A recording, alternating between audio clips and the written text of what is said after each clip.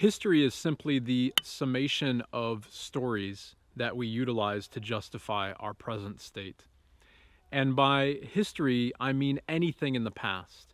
And I think that looking at our practice of Reiki with this lens is incredibly freeing.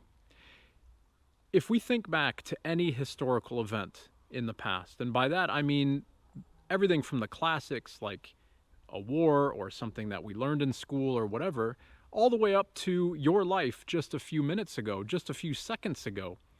All of that is subjective and all of it is inaccurate. And as we get further and further away from that moment in our historical past, the inaccuracies of that moment become more and more exponential. It's quite often said that history is told from the eyes of the victor. And history is obviously full of bias. It's full of manipulation and falsities and twisted stories and all of this type of things to justify the present condition of the self.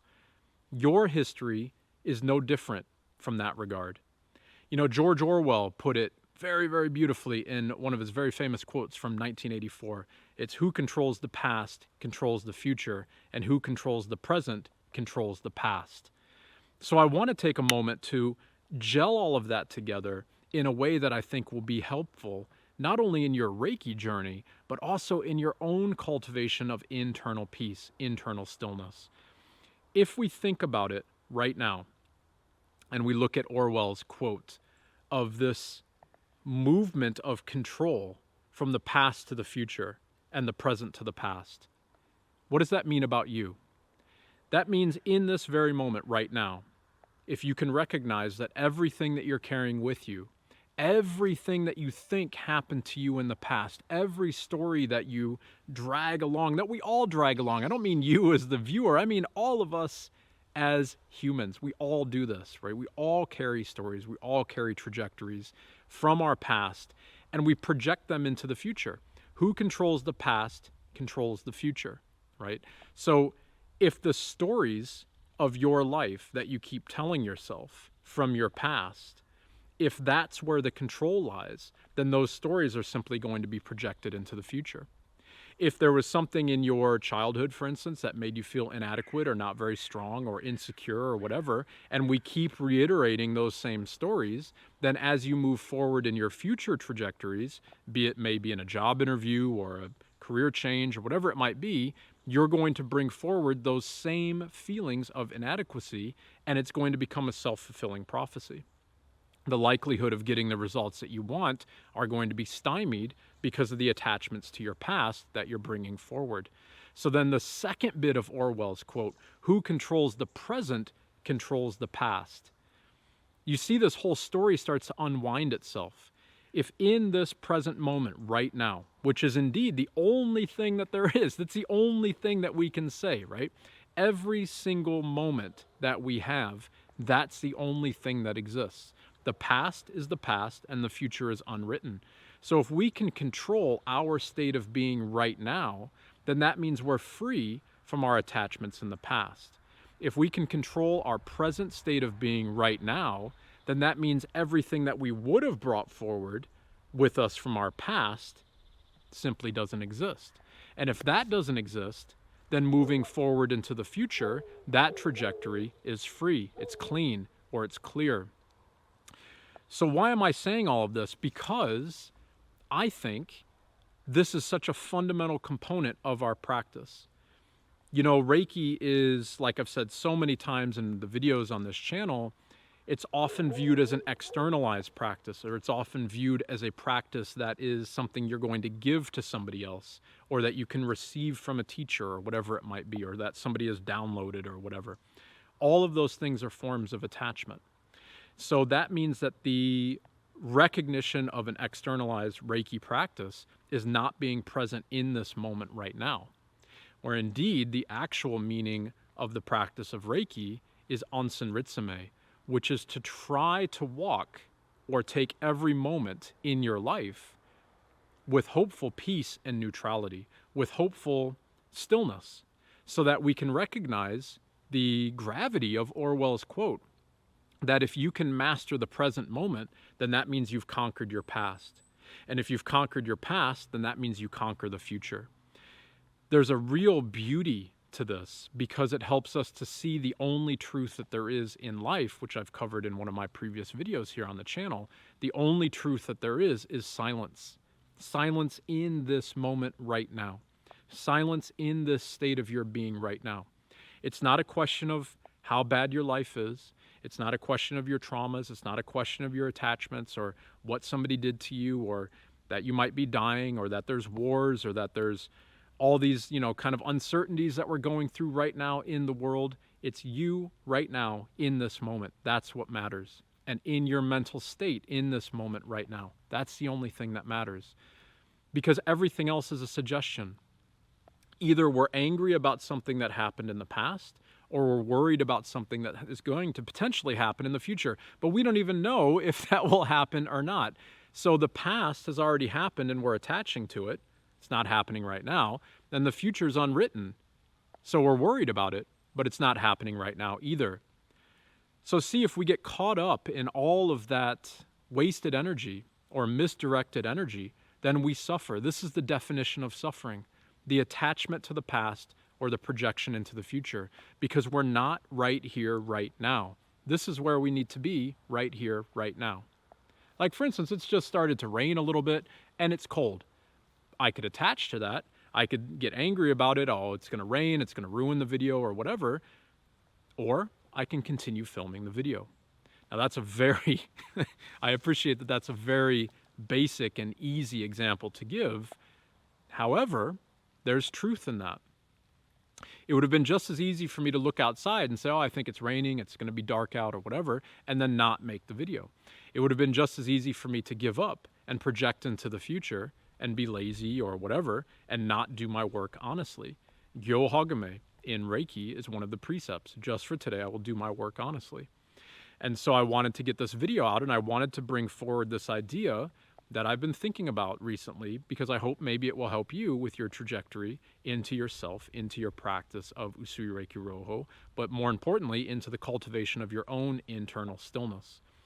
If we can view everything that's happened in the past as not historical fact, as not fact that is retrieved from your memory, but rather we can view it as a story that we are using to justify our current suffering. That's all it is. And then if we can view the future as the potential trajectory of that suffering that we are going to push into the future. So we want a desired outcome to reiterate our current circumstance or to justify our current circumstance or whatever it might be, then we are going to create that future to give us the result that justifies our past. Why am I saying all of this in relation to our practice of Reiki? Because Reiki is an internal practice that helps you stay centered in the present moment. Being centered in the present moment and cultivating stillness, regardless of where you are, regardless of your trauma, like I was saying earlier, even if it's your last breath, even if it's your first breath, that would be a little bit difficult, but anywhere in between, all of that trajectory of life, or every moment that you have in your waking life, is an opportunity for you to cultivate stillness in yourself. In that stillness, in that deep stillness, if we can cultivate it, that's where we find our liberation, we find our peace, we find our freedom. That's Satori, or Christ consciousness, or Buddha nature, or internal peace, self-actualization, whatever you would like to call it. That exists in the here and now, like Eckhart Tolle is saying, right? The power of now, being present in this moment. That's the whole point. In order to be present right now, we have to cease the chatter and the attachments to the past. And we have to work hard to not project into the future. You know, for me, I used to suffer tremendous anxiety, tremendous. And anxiety is simply an avalanche or an onslaught of, and I can say, inaccurate or inappropriate worries about things that are not even happening, and they may or may not happen in the future. And I was completely overwhelmed with anxiety, and I wasn't being present in the moment. My Reiki practice helped me to learn, day by day, practice by practice, to come back to center, back to the present moment, back to right now, to be here with the only truth that there is, which is silence in this moment. Now, that doesn't mean, by the way, that if you're not silent right now, maybe you can't quiet your mind, maybe you have an ongoing pain in your body or whatever it might be that you're working on, that doesn't mean that you're not being silent. In these moments, what it really means is, are you working to try your best to just be present? Okay? So it's cold. It's raining. I could attach to those things. My hands are cold. I could attach to those things. And then I would start making up excuses as to stop this video. I would run back inside or whatever it might be.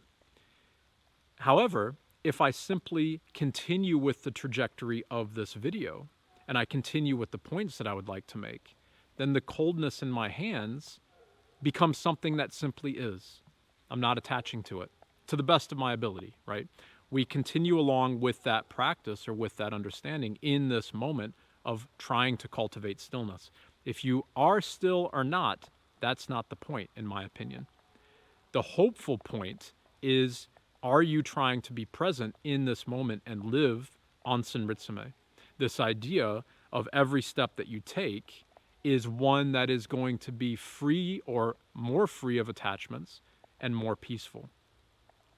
So this to me is the culmination of our Reiki practice. This is the meaning of the journey up and down the mountain that Usui Sensei was talking about, right? Or that embarked on Mount Kurama. This to me is the true essence of our practice, is to recognize that everything in the past that we attach to is simply a story that we're using to justify our current sufferings. And everything that we project into the future, which is not happening, is simply our own insecurities and anxiety of something that we don't even need to worry about. Here right now is the only thing that matters, in this moment right now. So see, when we do our practice and we look at the cornerstones of Usui Reiki Roho, remember that there are only 3 cornerstones. There's the daily recitation of the precepts at morning and at evening. There's the daily self-treatment. And then there's the Reiju. And the Reiju, or the attunement process, is really the self-attunement. All of those things are ways to help you become more still and more present in this moment. The precepts are simply a reminder that you are most likely angry about something or suffering about something, worrying about something, right? The first 2 precepts. And then it helps us to be reminded that we can return from those precepts and find our true self, which is honesty, love, and kindness. Once we get past the precepts and we recognize that, hold on, there's a trajectory towards my true self, which is peace as opposed to anger and worry, then we can work on the self. We work on the self with our hand placements and our self-practice, and that's to help find our attachments to the past. It's to help weed out, if you will, what we're holding on to from the past so that we can sit with it and we can be at peace with it. So if there's a pain in your body, you sit with it until it goes away, by gentle touch or simply by just being present in the moment, acknowledging the pain and being there, right? And the Reiju helps us with that as well. The Reiju is a centering technique. It's a technique that brings us into the self. Attunements in Reiki are not something that you can get from your teacher. That would imply that the teacher has a magical ability that you don't have. And Reiki is the energy of all things. It's the energy of the universe. It's the energy of literally everything around us. I can't give you the thing that you already are. That doesn't make any sense. That goes against all the precepts of Reiki.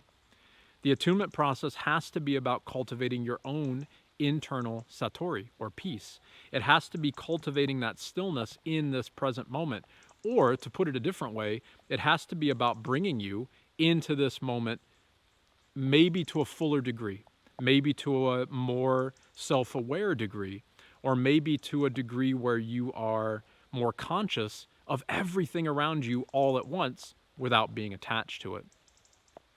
This is the beauty, I think, of the practice, and it's the beauty of recognizing this first statement that I'm bringing with this video, that everything in the past is simply a story that you're holding on to justify your current suffering. We all do that. Everybody does that. Everything, well, every human anyways, I can't say that for everything else, but every human to some degree does this. We carry that attachment forward. So Reiki is a practice to help us recognize what we're bringing forward, help it settle and be released so that we don't project it into the future, right? Who controls the past controls the future, and who controls the present controls the past. Be present, be here, be right now, so that you can control your past and let go of those attachments so you can project neutrally into the future. That, to me, is the practice of Usui Reiki Roho. I hope that helps everybody. I hope you've enjoyed that video and that discussion, and I hope it's of benefit to your practice. As always, thank you so much for the support of the channel. Let me know in the comments below what you thought of the video, and as always, be well and ingosho to all.